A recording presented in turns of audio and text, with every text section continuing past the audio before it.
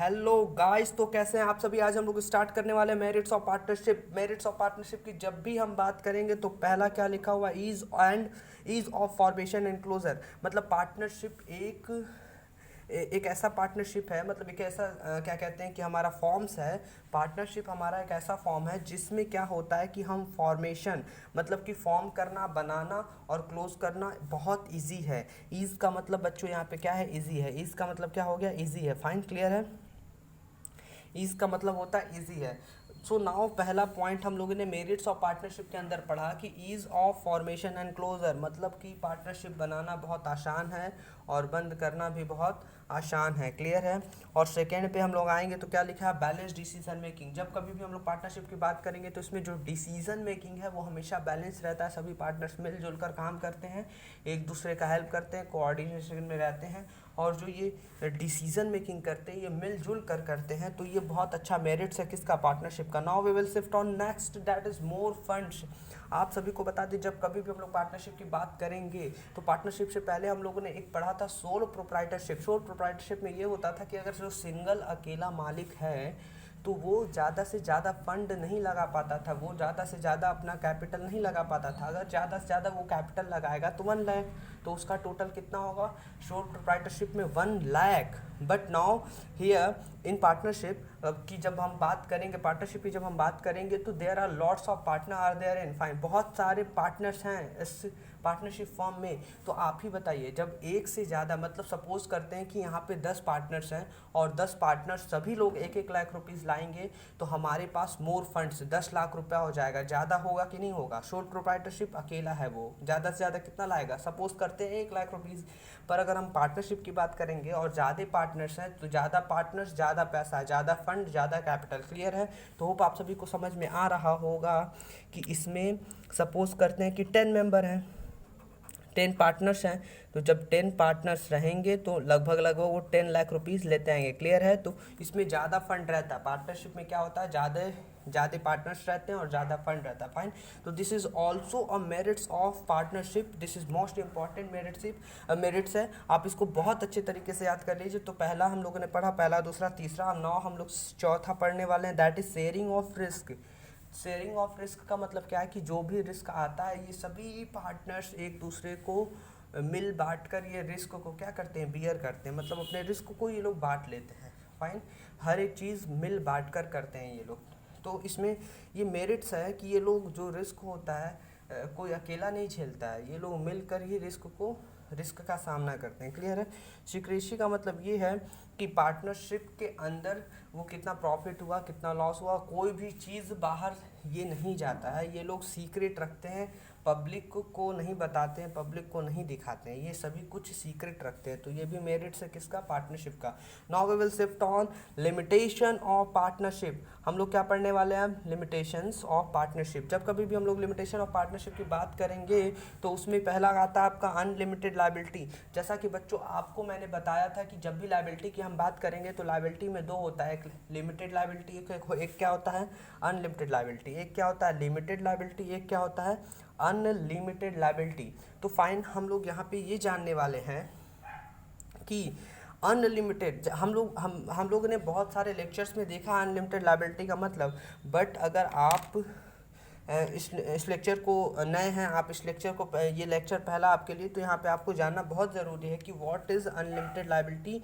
Unlimited liability का मतलब ये होता है कि जो भी पार्टनर्स हैं अगर उनको वो पैसा कहीं से उधार लिए हैं और उनको पैसा देना है तो सारे बिजनेस को बेचने के बाद, सारे बिजनेस का सामान बेचने के बाद वो लोग क्या करेंगे, पैसा देंगे।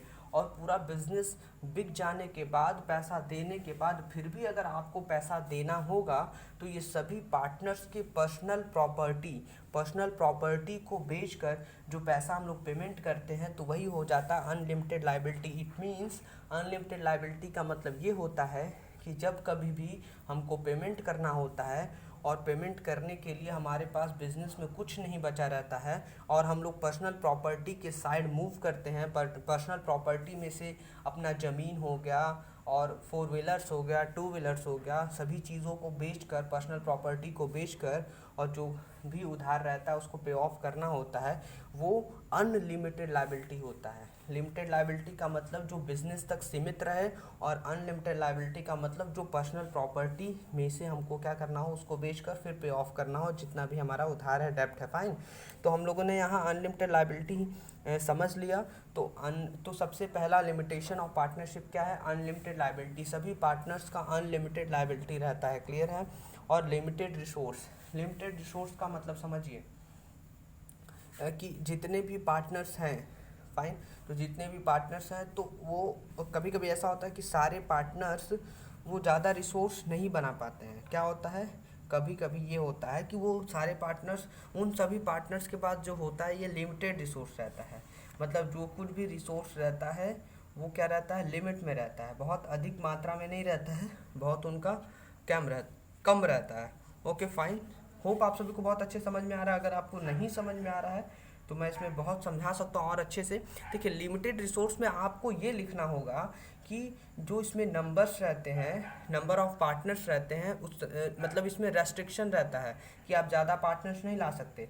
अब रेस्ट्रिक्शन लग गया कि पार्टनर्स ज़्यादा नहीं ला सकते, फाइन, तो क्या होता है ना कि, और इस पे ये भी रेस्ट्रिक्शन का लग जाता है कि आप ज़्यादा क्या कहते हैं कि इन्वेस्टमेंट भी ज़्यादा नहीं कर सकते। मतलब सबका क्या कहते हैं कि कुछ रेशियो में रहेगा, फाइन।